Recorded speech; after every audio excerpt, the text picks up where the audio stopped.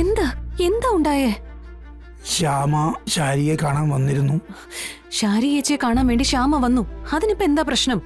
വന്നതിൽ കുഴപ്പമില്ല, പക്ഷെ വന്നിട്ട് ചില കാര്യങ്ങൾ ശാരിയോട് പറഞ്ഞു. അതാ കുഴപ്പമായത്. എന്ത് കാര്യം?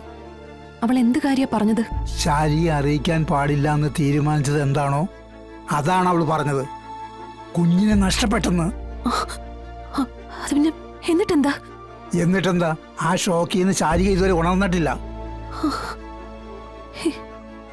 എല്ലാം ഒരു വിധത്തിൽ എവിടെയെങ്കിലും ഒന്ന് എത്തിക്കാന്ന് കരുതി ഓടി നടക്കുന്ന ഞാനാ വിട്ടി.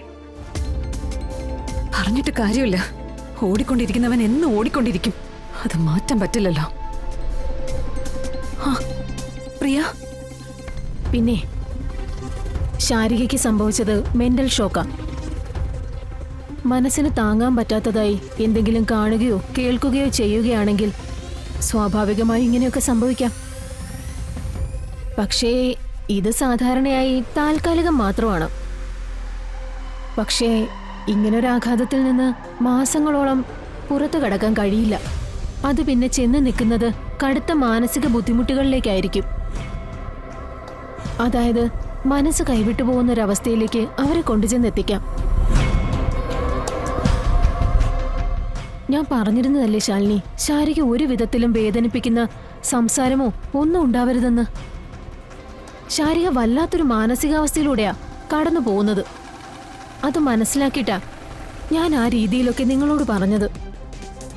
സോറി ഡോക്ടർ, എൻ്റെ ഇളയ മകളുടെ വരവ ഇതിനെല്ലാം കാരണമായത്.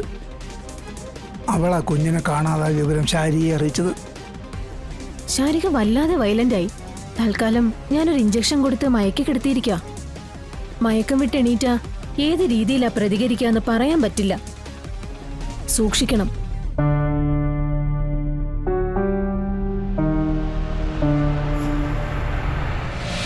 ആർക്കായാലും ദേഷ്യം വരും.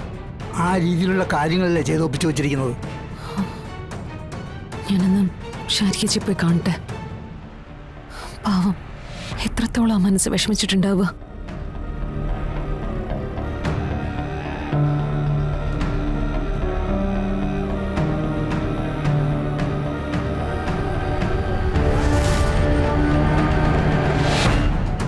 ചേച്ചി, ശാരികേച്ചി, ചേച്ചി, ശാരികേച്ചി, അച്ഛാ, അച്ഛാ, പിന്നെ എന്താ മോളെ? അച്ഛാ, ശാരികേച്ചി കാണാനില്ല. കാണാനില്ലേ? ഇല്ല.